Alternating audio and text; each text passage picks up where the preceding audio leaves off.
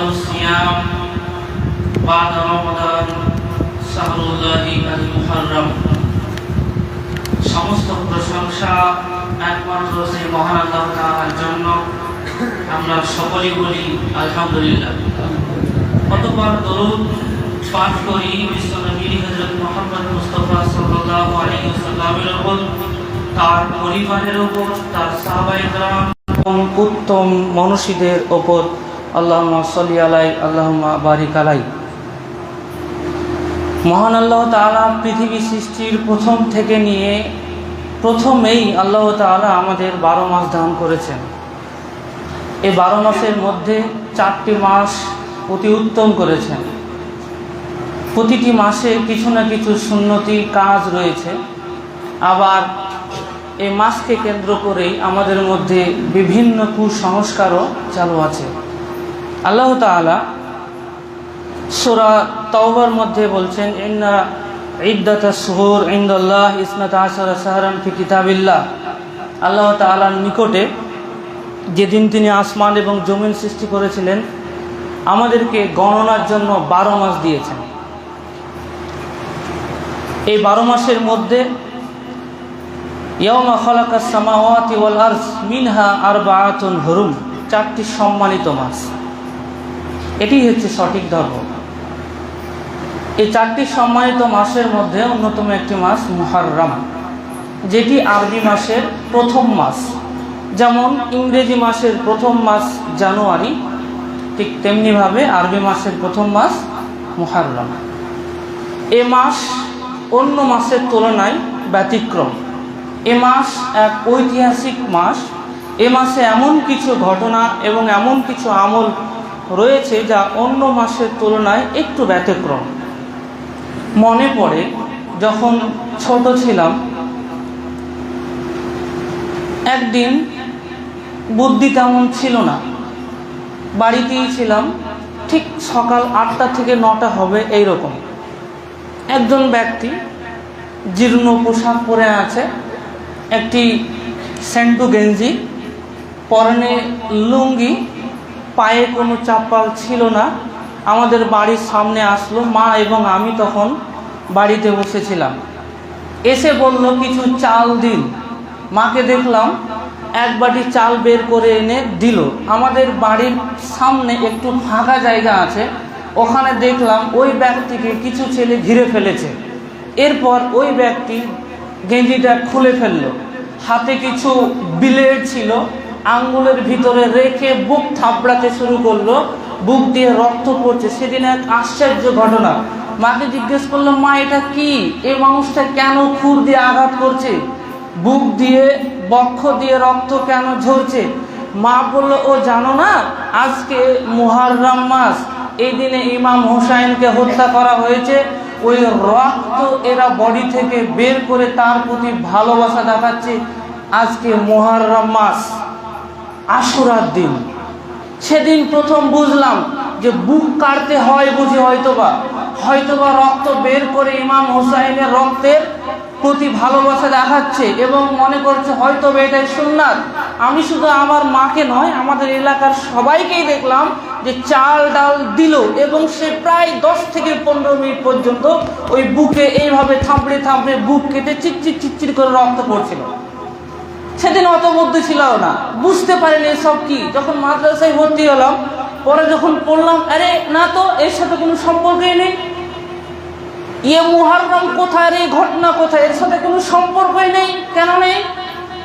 এ রোজা কিভাবে তৈরি হলো, কিভাবে সিস্টেমটা আসলো? পৃথিবীতে যত অত্যাচারী বাদশা, যাদের আমরা বলতে পারি ইসলামের চরম সূত্র, এ যাবৎ পর্যন্ত আজকে 2024 সাল পর্যন্ত যত ইসলামী দুশ্মন এই পৃথিবীতে আছে গিয়েছে, সবচাইতে ভয়ঙ্কর এবং সবচাইতে কঠিন এবং বড় দুশ্মন ছিল ফিরআউন। অনেক ক্ষমতাবান মানুষ গিয়েছেন যারা ইসলামের বিরোধিতা করেছে, কিন্তু কেউ নিজেকে আল্লাহ বলে দাবি করেনি। ইনি একমাত্র ফিরআউন যিনি বলেছিল ফাকাল আনা রাব্বুকুমুল আলা, আমি হলাম প্রভু। এর মানে কত বড় ইসলামী দুশ্মন না হলে নিজেকে প্রভু বলে ডাকতে পারে এবং কতটা সমাজের মধ্যে তার নিজস্ব ক্ষমতায় রাজত্বে কতটা দাপট না থাকলে নিজেকে প্রভু বলে ডাকতে পারে। ফাকালা আনা রব্বুকুমুল আলা। তাহলে আমরা বুঝতে পারছি এখন থেকে বিগত দিনে যত মানুষ এসেছে এবং ইসলামের বিরোধিতা করেছে, শিরক বেদাত কাজ করেছে, যাদেরকে আমরা ইসলামের বড় দুশমন বলতে পারি, সবচাইতে বড় দুশমন এবং ভয়ঙ্কর কঠিনতম বিপদ ছিল বনী ইসরাইলের প্রতি ফেরাউন নামক ব্যক্তি। মিশরের কেউ শাসক হলে ওর নাম বলা হতো ফিরাউন। আসল নামটা কি দেখে নিতে হবে, অরিজিনাল নাম ফিরাউন নয়। মিশরের কেউ শাসক হলে এর নাম হবে ফিরাউন। ঠিক আল্লাহ তাআলা বনী ইসরাইলকে নাজাত দেওয়ার জন্য, পৃথিবীতে শান্তি বিরাজ বা প্রতিষ্ঠিত করার জন্য মূসা এবং হারুনকে পৃথিবীতে পাঠালেন নবী হিসাবে। অনেক ঘটনা, শেষ পর্যন্ত সমুদ্রে পৌঁছালেন, লোহিত সাগর। মূসা নবী মুজিজার বদলায় মহান আল্লাহ তাআলার সাহায্যে সমুদ্রের পথ অতিক্রম করে পরিত্রাণ পেলেন, কিন্তু ফেরাউন ডুবে গেলেন। এই ঘটনাকে কেন্দ্র করে মূসা নবী শুকরিয়া জ্ঞাপনে সেই দিন আল্লাহর নামে আল্লাহর জন্য রোজা রেখেছিলেন। এটা হচ্ছে আশুরার রোজার প্রথম ইতিহাস। এখনো মুহাম্মদ সাল্লাল্লাহু আলাইহি সাল্লাম পৃথিবীতে আগমন করেননি, এখনো ফাতেমাও হয়নি এবং ফাতেমার সন্তান ইমাম হাসান হুসাইনের অস্তিত্ব নাই। তার মানে এই যে কারবালার ঘটনা, যেটাকে আমরা বুক দিয়ে বিলের চিরে রক্ত বের করে হুসাইনের প্রতি ভালোবাসা দেখাই, এবং আমাদের সমাজের মধ্যে এমন কিছু মানুষও আছে তারা মনে করে এই যে মুহররম মাসের রোজা, এটা মূলত ইমাম হুসাইনের হত্যার পরিবর্তেই হয়তোবা রোজা এই নিয়াতে রাখে। সুধীমণ্ডলী, উল্লেখযোগ্য যে এই রোজার সাথে কারবালার ঘটনার কোনো সম্পর্ক নেই, কেননা এই রোজার সূত্রপাত হলো মূসা নবীর যুগ থেকে। মূসা আলাইহিস সালাম প্রথম। আশা করছি বুঝতে পেরেছি।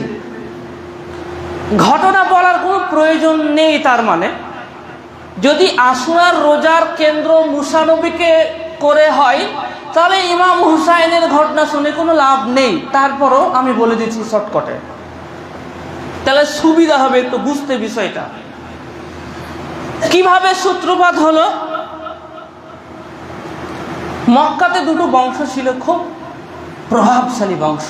এক কুরাইশ বংশ, দুই উমাইয়া বংশ।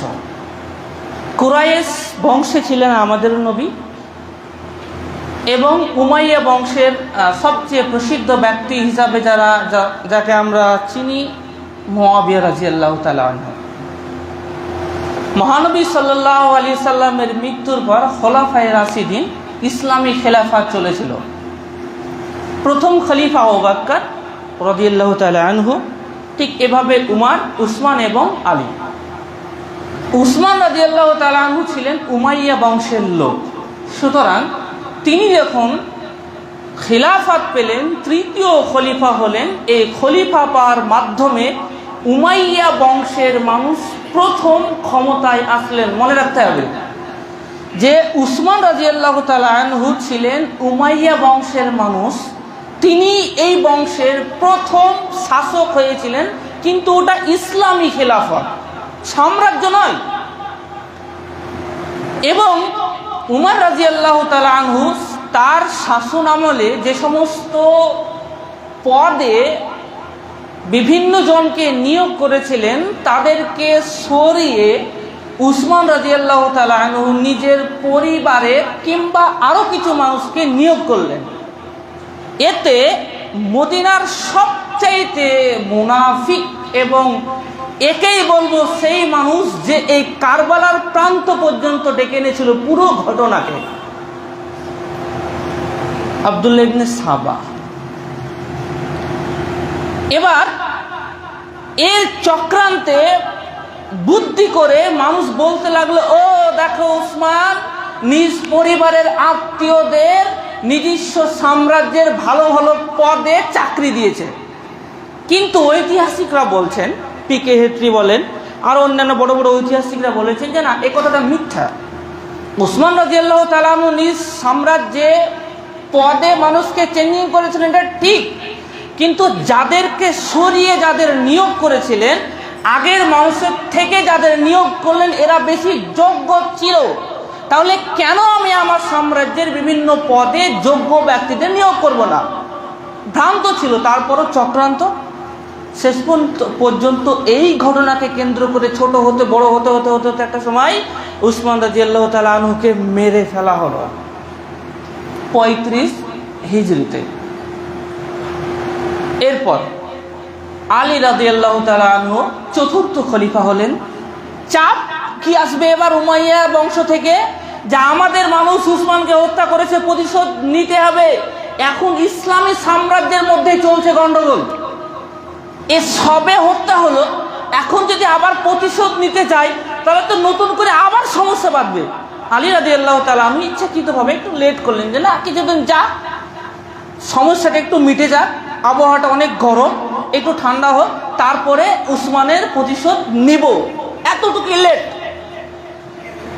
কিন্তু মুয়াবিয়ার তো সহ্য হবে না, নিজস্ব বংশের মানুষ, একটু লেট করতে লাগলেন আলী রাদিয়াল্লাহু তাআলা আনহু। আবার এই চক্রান্ত শুরু হয়ে গেল ইহুদিদের মধ্যে থেকে। দেখো আসলে আলী তো কুরাইশ এই বংশ থেকে, আর এই বংশের মানুষই মেরেছে। চক্রান্ত যারা ছিল সেই সময়, হযরত আয়েশাকে নিয়ে একটা দল হয়ে গেল মুয়াবিয়ার। আয়েশা রাদিয়াল্লাহু তাআলা আনহা তিনিও চাপ দিতে লাগলেন, কেন প্রতিশোধ নিচ্ছ না, প্রতিশোধ নাও। একটু লেট হলো, শেষ পর্যন্ত মুসলিমদের মধ্যে যুদ্ধ হয়ে গেল সিফিন নামক জায়গাতে। এই যুদ্ধে আয়েশা উটের উপর চেপে যুদ্ধ করেছিলেন, তাই এই যুদ্ধকে আমরা উটের যুদ্ধ বলেও চিনি। এখানে 10,000-এরও বেশি মুসলিম মারা যায়, এবং এটাই ছিল মুসলিমদের মধ্যে প্রথম একটা যুদ্ধ, যে যুদ্ধ মুসলিমদের মধ্যে হয় এবং অনেক সাহাবা মারা যায়। শেষোক্তে আব্দুর রহমান বিন মুলজিম দ্বারা আলী রাদিয়াল্লাহু তাআলা আনহু হত্যা হলেন। সে সময় মুয়াবিয়া সিরিয়ার গভর্নর ছিলেন। আলী রাদিয়াল্লাহু তাআলা আনহু দুই সন্তান, ইমাম হাসান এবং ইমাম হুসাইন, খুব মনোযোগ দিয়ে শুনতে হবে। ইমাম হাসান আলীর পরে খলিফা হলেন 6 মাসের জন্য। কয় মাসের জন্য? 6 মাসের জন্য। এরপর বিষয়টা দেখা যাচ্ছে যে ইসলামের মধ্যেই দুটো দল তৈরি হচ্ছে, একটা দল মুয়াবিয়ার পক্ষে আর একটি দল আলীর সন্তান হাসানের পক্ষে। হাসান 6 মাস শাসন চালানোর পর বিষয়টাকে খুব গভীরভাবে নিলেন এবং তিনি তার ছোট ভাই হুসাইনকে সঙ্গে করে নিয়ে মুয়াবিয়ার কাছে গিয়ে বায়াত গ্রহণ করলেন। এবং মুয়াবিয়া প্রথম 661 সালে প্রথম উমাইয়া সাম্রাজ্য গঠন হলো, ইসলামী খেলাফত ধ্বংস শেষ হলো এবং প্রথমবারের মতো একটি সাম্রাজ্য তৈরি হলো। সেই সাম্রাজ্যের নাম কি? উমাইয়া। যেহেতু মুয়াবিয়া ছিল এই উমাইয়া সাম্রাজ্যের প্রথম শাসক, তিনি 661 থেকে নিয়ে 680 সাল পর্যন্ত শাসন করেছিলেন, প্রায় 20 বছর। ইমাম হাসান হুসাইনকে সঙ্গে নিয়ে মুয়াবিয়ার কাছে গেলেন এবং মুয়াবিয়ার হাতে বায়াত গ্রহণ করলেন, স্বীকার করে নিলেন যে এখন উমাইয়া সাম্রাজ্য মুয়াবিয়ার শাসন মেনেই চলতে থাকলো কাহিনী। ইমাম মুয়াবিয়া, হাসান এবং হুসাইন আহলে বাইত, যেহেতু রসুলের পরিবার, বছরে 1 লক্ষ টাকা, কখনো 10 লক্ষ এভাবে দিরহাম দিয়ে তাদেরকে সাহায্য করতেন। এভাবে হতে হতে দীর্ঘ 20 বছর অতিবাহিত হলো।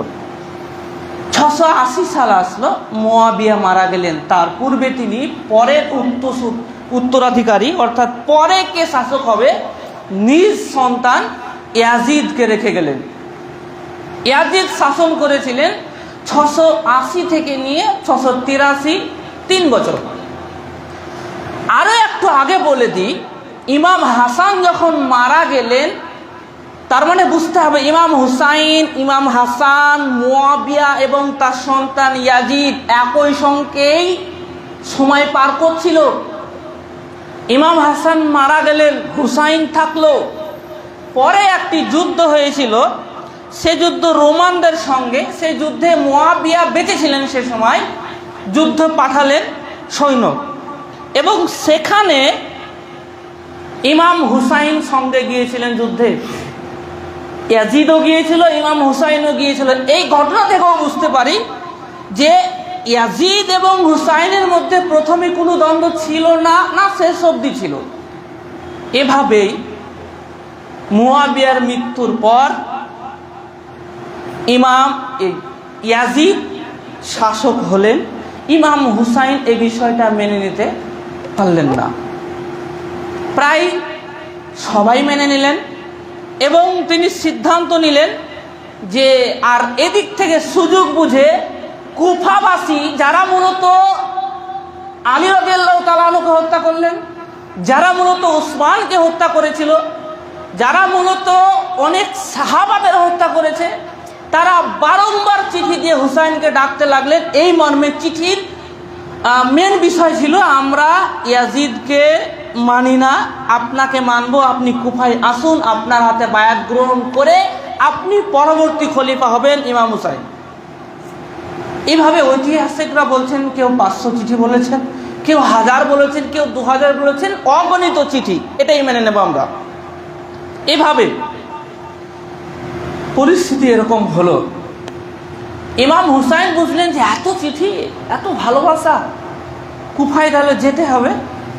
কিন্তু তিনি তো জানেন যে আমার বংশের হত্যাকারী তো কুফাবাসী, তো প্রথমে সাহস করতে পারলেন না। তিনি মুসলিম বিন আকিল নিজ চাচাতো ভাইকে কুফাতে প্রথমে পাঠালেন যে তুমি যাও, গিয়ে কুফার অবস্থাটা একটু যাচাই করে আসো।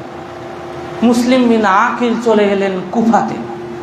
গিয়ে কুফাবাসীর প্রায় 10,000 মানুষ মুসলিম বিন আকিলের হাতে বায়াত গ্রহণ করলেন যে হ্যাঁ, আপনি ইমাম হুসাইনকে ডেকে নিন কুফাতে, আপনার হাতে বায়াত গ্রহণ করলাম মানে ইমাম হুসাইনের হাতে বায়াত গ্রহণ করলাম, পরবর্তী খলিফা ইমাম হুসাইন আপনি ডেকে নিন। বিষয়টা খুব ভালো, পজিটিভ বিষয়। এবার ইমাম এটা যখন জানতে পারলেন ইয়াজিদ, বিষয়টা খুব খারাপ। একজন শাসক, সে সময় ইসলামী উমাইয়া সাম্রাজ্যের শাসক, যদি দেখে যে একটা নতুন দল তৈরি হচ্ছে, পদক্ষেপ তো নেবেই, স্বাভাবিক নিতে হবে। সেই সময় সিরিয়ার গভর্নর ছিলেন ওবায়দুল্লাহ জিয়াদ, মনে রাখবো কি নাম, ওবায়দুল্লাহ জিয়াদ গভর্নর। একে ইয়াজিদ বললেন যে তুমি এখন আর সিরিয়ার থাকতে হবে না, এখন তুমি কুফার দায়িত্ব নাও। তাহলে নতুন শাসক নিয়োগ হলো কে? ওবায়দুল্লাহ ইবনে জিয়াদ। কে নিয়োগ করলেন? ইয়াজিদ, মুয়াবিয়া বিন ইয়াজিদ। এবার ওবায়দুল্লাহ বিন জিয়াদ চলে গেলেন কুফায়, যেহেতু সিরিয়ায় তিনি শাসন ক্ষমতা চালাতেন, কুফায় যেতে হবে। কুফায় গেলেন। কুফায় গিয়ে দেখলেন যে মুসলিম বিন আকিলের হাতে অনেক মানুষ বায়াত গ্রহণ করেছে। আর তিনি এর পদক্ষেপ নিতে শুরু করলেন। বললেন যে যারা মুসলিম বিন আকিলের হাতে বায়াত গ্রহণ করেছে তারা প্রত্যেকে সরে এসো, অন্যথায় বিষয়টি ভালো হবে না।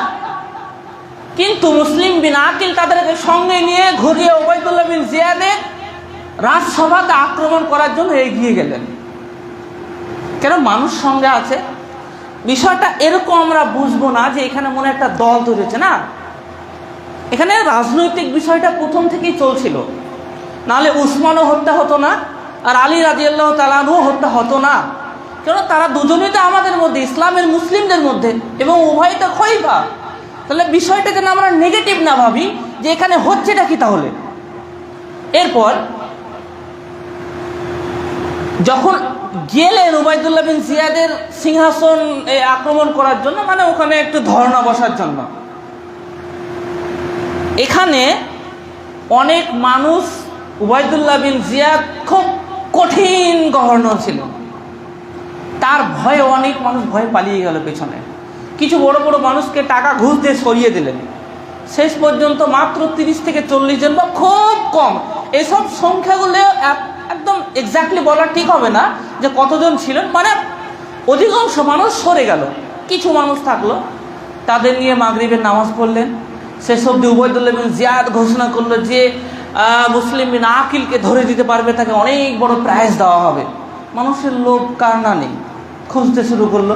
কেউ যদি তাকে জিন্দা আমাদের কাছে আনতে পারে তাকে প্রাইজ দেওয়া হবে, কেউ যদি মেরে ফেলতে পারে তাহলে তার কেসাস নেওয়া হবে না, মানে তার কোনো শাস্তি হবে না। মুসলিম বিন আকিলকে গ্রেপ্তার করা হলো। শেষ অবধি তিনি বুঝতে পারলেন যে কুফাবাসী এবার বিশ্বাসঘাতকতা করেছে, 10,000 মানুষ কেউ নয় এখন আর পেছনে। এখন মুসলিম বিন আকিল চিঠি লিখছেন, হে ইমাম হুসাইন, কুফাবাসী আমার সাথে ধোঁকাবাজি করেছে, আপনাকে হত্যা করবে, সুতরাং আপনি আর আসবেন না। কিন্তু ইমাম হুসাইন অলরেডি বেরোচ্ছেন, প্রস্তুতি নিচ্ছেন কুফার দিকে যাওয়ার।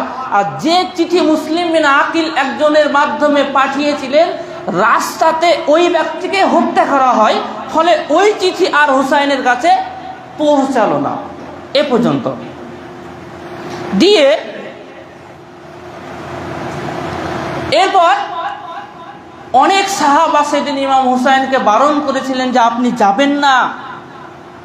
ইবনে আব্বাস বারণ করেছিল, আব্দুল্লাহ ইবনে উমার বেরিয়ে গিয়েছেন, 2-3 দিনের রাস্তা ঘোড়ায় চেপে গিয়ে ইমাম হুসাইনকে বললেন যে আপনি যাবেন না, আপনি কি জানেন না এই সেই কুফাবাসী যারা আপনার পরিবারকে ধ্বংস করেছে, কিন্তু বিষয়টা যে মুসলিম বিন আকিলের সাথে ধ্বংস হয়ে গিয়েছে এই বিষয়টা তো জানেন না। কিন্তু কারো কথা শুনলেন না, তিনি চলেই গেলেন। রাস্তায় চলতে চলতে সঙ্গে ছিল হুসাইনের সঙ্গে 30 জন মানুষ, 30 জন অশ্ববাহিনী যাদের কাছে ঘোড়া ছিল, 40 জন মতো পদাতিক বাহিনী, আর নিজস্ব পরিবারের ছোট বাচ্চা নারী মিলিয়ে 17 জন। তাহলে 30, 40, 70 আর 17 কত হলো? 87 জন, 90 কাছাকাছি এরকম মানুষ রাস্তায় চলতে থাকলেন। এভাবে এবার জানতে পারলেন যে মুসলিম বিন আকিলের সঙ্গে কুফাবাসী ধোঁকা করাই মুসলিম বিন আকিল উবাইদুল্লাহ বিন জিয়াদের অধীনে, এবং তিনি মারা যান, তাকে মেরে ফেলা হয়। এখন ইমাম হুসাইন বিষয়টা বুঝতে পারলেন, টলমল ব্যাপার, তিনি ফিরে যেতে চাইলেন, কিন্তু মুসলিম বিন আকিলের সন্তানরা ইমাম হুসাইনের সঙ্গে ছিল। কাজেই আমি তখন কি বলবো যে পিতার হত্যার প্রতিশোধ না নিয়ে বাড়ি যাব না, এটাই হলো। মুসলিম বিন আকিলের সন্তানরা বলতে লাগলেন, না, ফিরে যাব না, অসম্ভব, নিজ পিতার প্রতিশোধ নেব, তারপর বাড়ি ফিরে যাব। বাড়ি ফিরে যাওয়া আর হলো না, হাঁটতে লাগলেন। উবাইদুল্লাহ ইবনে জিয়াদ বিষয়টা জানতে পেরে ছুটে আসলেন, সংঘর্ষ সামনাসামনি।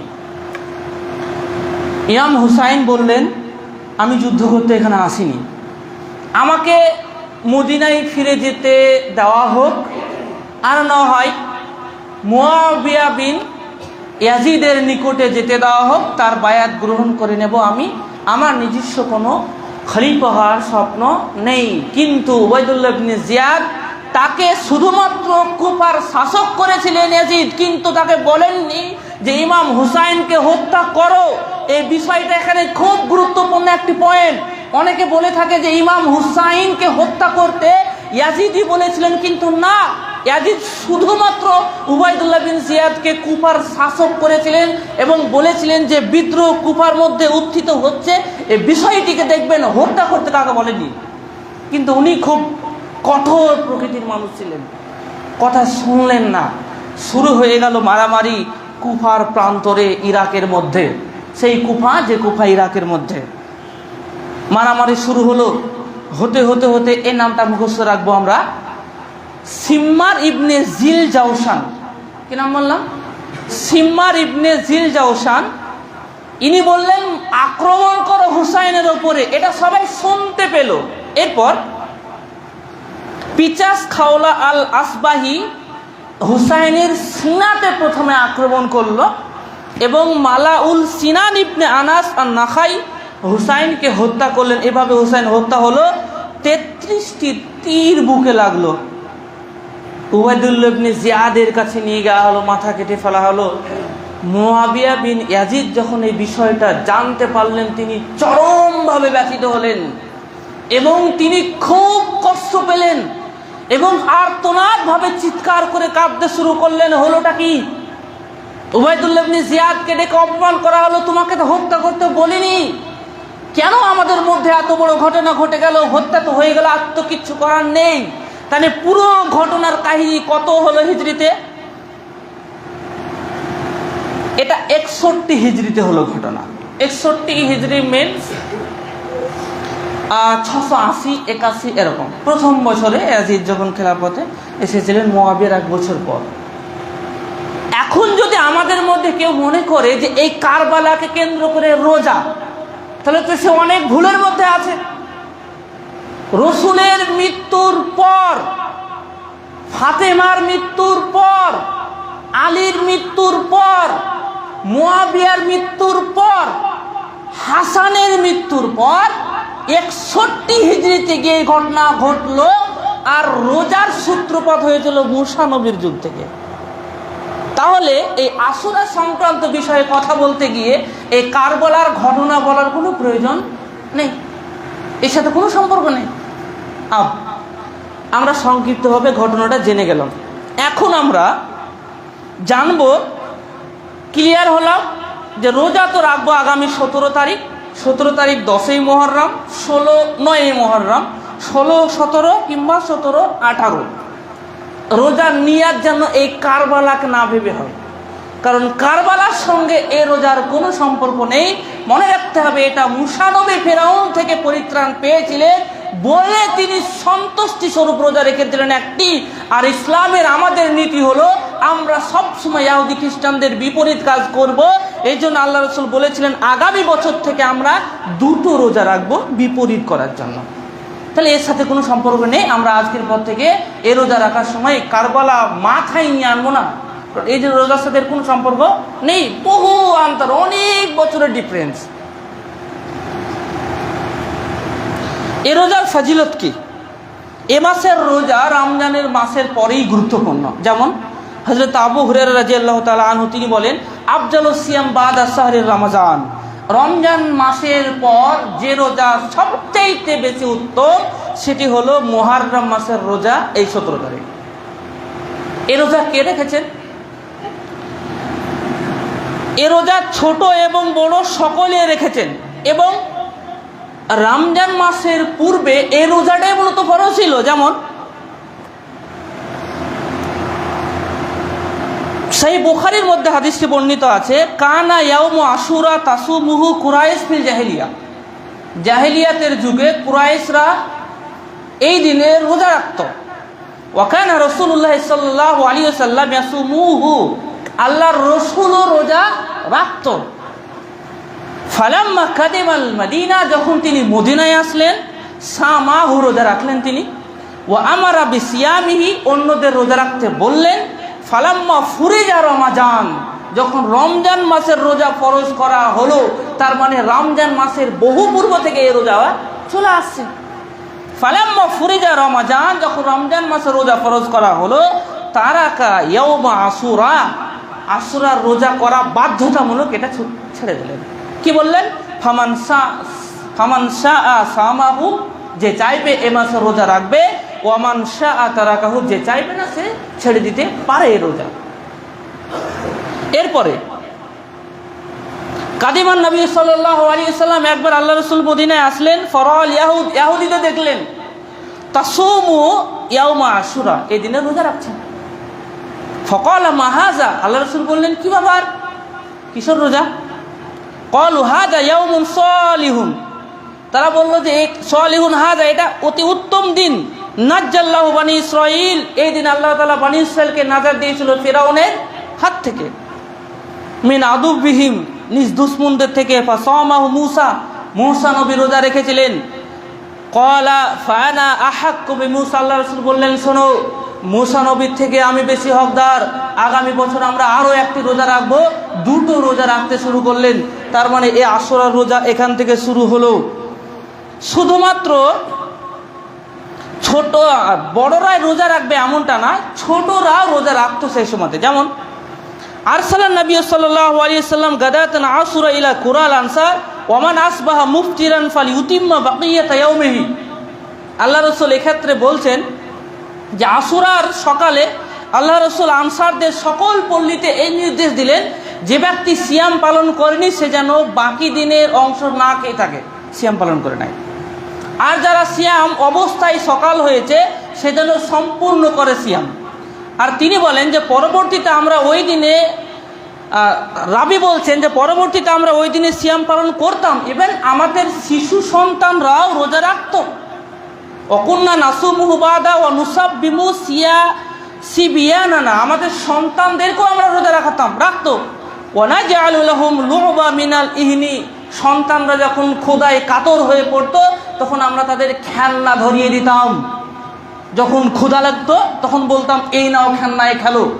যে ছেলেরা ভুলে থাকতো কষ্ট থেকে, খিদার যন্ত্রণা থেকে, এ হাদিস থেকে বোঝা গেল বাচ্চারা রোজা রাখবে।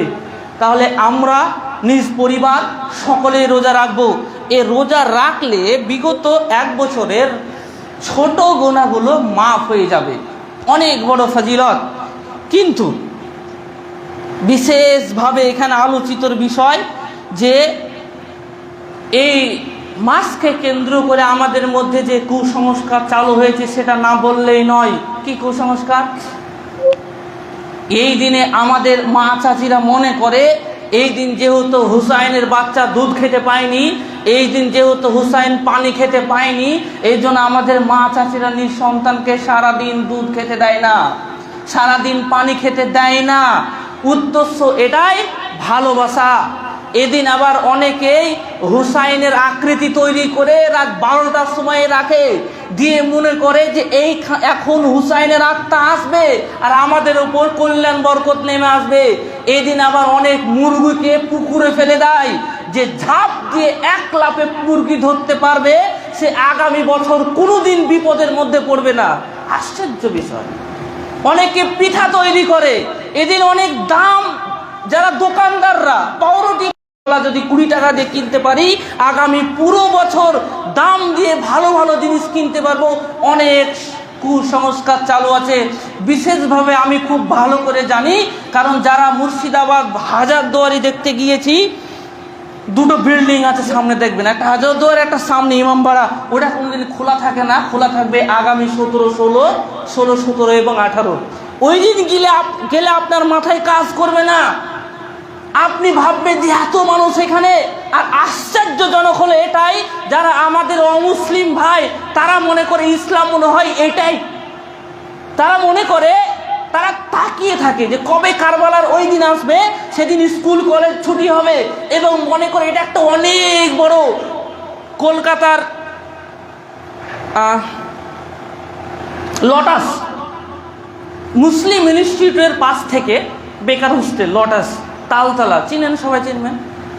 ওখান থেকে মাগরিবের পর মিছিল শুরু হয়। যখন আমি কলকাতায় থাকতাম তখন এটা দেখেছি, একবার এমনি দেখতে গিয়েছিলাম। এত ভিড় রাস্তায়, পুরো ওই ধর্মতলা জ্যাম হয়ে যায়।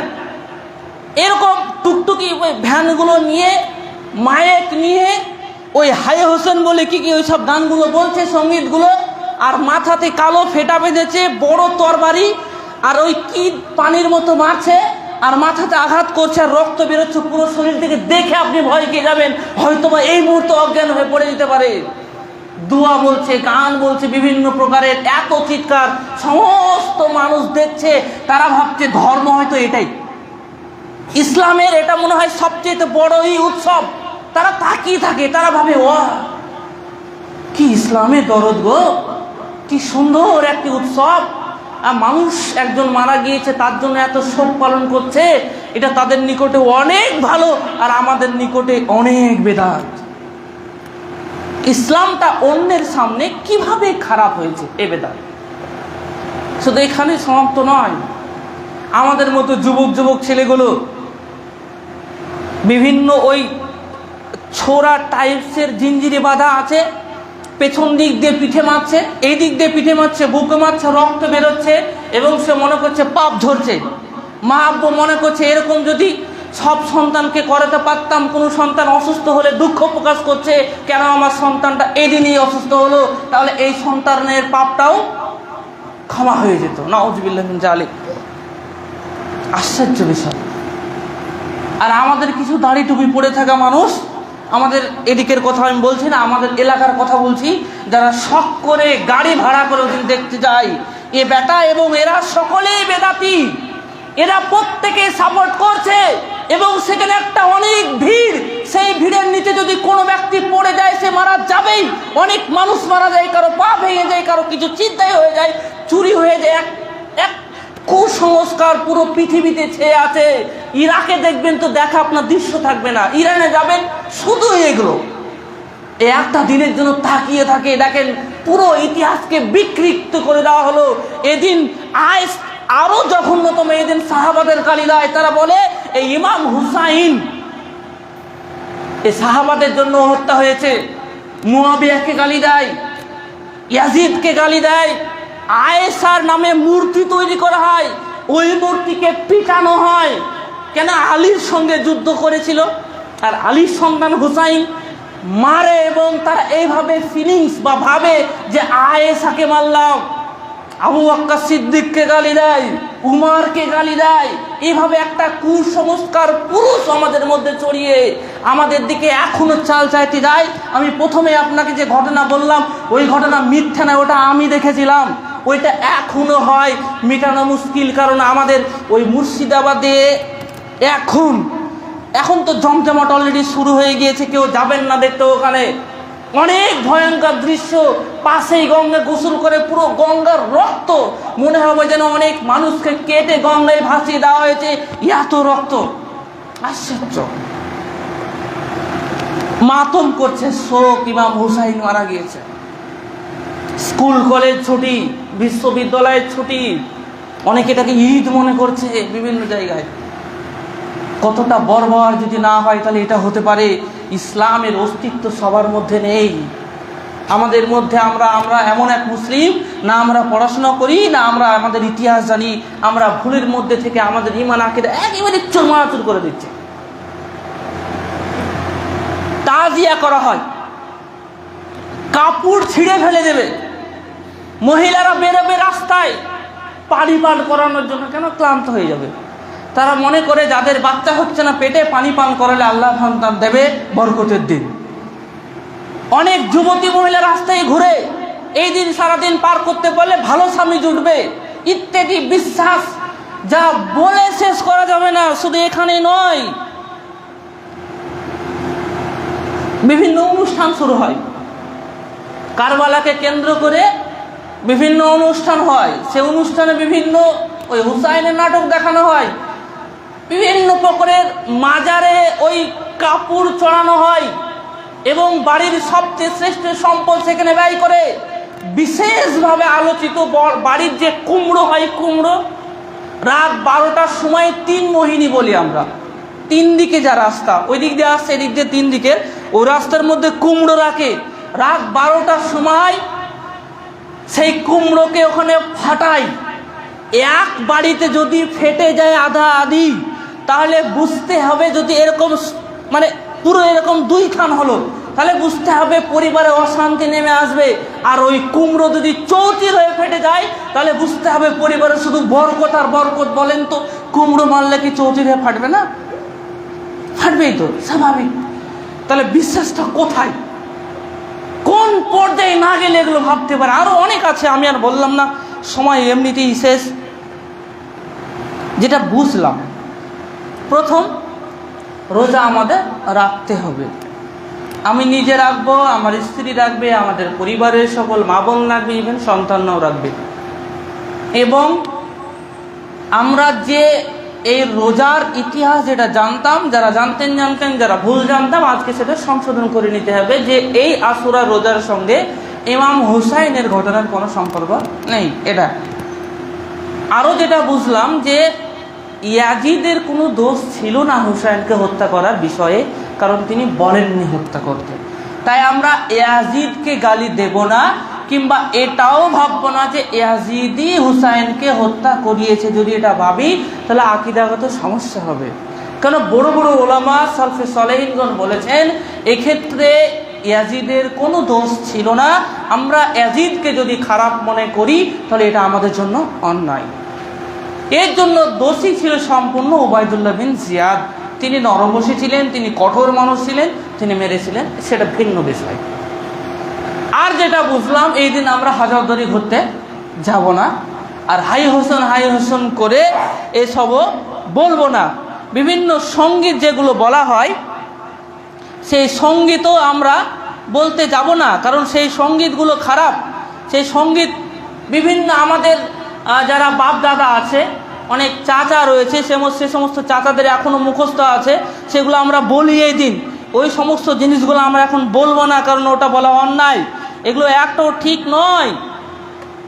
যেমন যদি একটা এখানে বলছি hi Hossain, hi Ali, hi Fatema, বড় এরকম যেগুলো বলে, এরপরে উড়িয়া যাই রে জোর কবি তোর মা, ফাতেমা কান্দে কয় আজ বুঝি কারবালার আগুন লেগেছে মোর কলিজায়, মা ফাতেমা কন্দন সুরে আরশ থেকে আল্লাহ কয় যাও গো জিব্রাইল বাতাস করো মা ফাতেমার কলিজায়। বলেন তো ফাতেমা কি তখন ছিল? ফাতেমা ছিল তখন? অনেক আগে মারা গিয়েছে তো। তাহলে এই কবিতাও মিথ্যা, একদম ডাহা মিথ্যা, একটাও সত্য না। তাহলে যে সমস্ত কবিতা শোকগুলো আমরা বলি, এগুলো মুখস্থ থাকলে ভুলে যান, জীবনও বলবেন না। কোনো মানুষকে এসব মুখস্থ করাবেন না, সতর্ক করবেন। আসুন আমরা ইতিহাসকে ভালো করে বুঝি। আমরা না জেনে না বুঝিয়ে অন্য মানুষকে কোনো জিনিস শিখাবো না। যে বিষয় ক্লিয়ার জানি না সে বিষয় সম্পর্কে কাউকে বলতে যাব না। আজকে আশা করি আমরা এই বিষয়কে খুব সুন্দর করে বুঝে নিয়েছি। এই ইতিহাস মুসা নবীর পরিত্রাণের সাথে জড়িত, কারবালার সাথে জড়িত নয়। আমরা এই মর্মে কোনো কুসংস্কার করব না। মা চাচি সেদিন সকাল থেকেই বাচ্চাকে যেমনভাবে দুধ পান করা ওভাবেই করাবে, যেভাবে আবার সেদিন আবার স্বামীকে ভাত খেতেও দেয় না, বলে একদিন কষ্ট করতে পারবে না? কারবালা হুসাইন না খেয়ে মেরেছে, পানি না খেয়ে, তুমি একদিন সারাদিন তো খাও, মাগরিব পর্যন্ত ভাত খেতে পারবা না, সারা একদিন কষ্ট করতে পারবে না, এরকম যে বলি, এই মতলব ভালো নয়, এগুলো দূর করতে হবে। যাই হোক, পরিশেষে আল্লাহর কাছে দোয়া করি, হে আল্লাহ তুমি আমাদের প্রত্যেককে সঠিকভাবে ইসলামকে বোঝার তৌফিক দান করো। যারা ইসলামের দুশ্মন, যারা ইসলামকে চিরতরে মুছে দিতে চায়, আল্লাহ তুমি হয় তাদের হেদায়েত করো, নাহলে পৃথিবী থেকে উড়িয়ে দাও, যেভাবে ফেরাউনকে ধ্বংস করেছো, যেভাবে নমরুদকে ধ্বংস করেছো। আল্লাহুম্মা আমিন। যারা আমরা অন্যায়ের মধ্যে আছি, আমরা যেন অন্যায় থেকে দূরে আসি। যারা আমরা প্রতি বছর হাজারদুয়ারি যাই, এসব জিনিসগুলো দেখি, কিংবা যখন এই সমস্ত মিছিল বেরোয় সেই মিছিলের পেছনে পেছনে ঝুড়ি, আমরা এই বিদআত নামক মিছিলে কোনোদিন অংশগ্রহণ করব না। আল্লাহুম্মা আমিন। হে আল্লাহ তুমি আমাদের প্রত্যেককে ঈমানি মুত্তাকিন বানিয়ে দাও। আল্লাহুম্মা আমিন। আমাদের মধ্যে যারা চলে গিয়েছে তুমি তাদেরকে ক্ষমা করো। যারা আমরা বেঁচে আছি, যারা আমাদের মধ্যে অসুস্থ তুমি তাদের আরোগ্য দান করো। যারা আমরা বেঁচে আছি যেন আমরা সুস্থতা থেকে তোমার স্মরণে পৃথিবীতে এই জীবনকে পার করে দিতে পারি। আল্লাহুম্মা আমিন। আল্লাহুম্মা সাল্লি আলা মুহাম্মাদ ওয়া আলা আলি মুহাম্মাদ কামা সাল্লাইতা আলা ইব্রাহিম ওয়া আলা আলি ইব্রাহিম ইন্নাকা হামিদুম মাজিদ। আল্লাহুম্মা বারিক আলা মুহাম্মাদ ওয়া আলা আলি মুহাম্মাদ কামা বারাকতা আলা ইব্রাহিম ওয়া আলা আলি ইব্রাহিম ইন্নাকা হামিদুম মাজিদ। রব্বানা তাকাব্বাল মিন্না ইন্নাকা আনতাস সামিউল আলিম ওয়া তুব আলাইনা ইন্নাকা আনতাত তাওয়াবুর রহিম। ওয়া আখিরু দাওয়ানা আলহামদুলিল্লাহি রাব্বিল আলামিন। আমিন। আসসালামু আলাইকুম।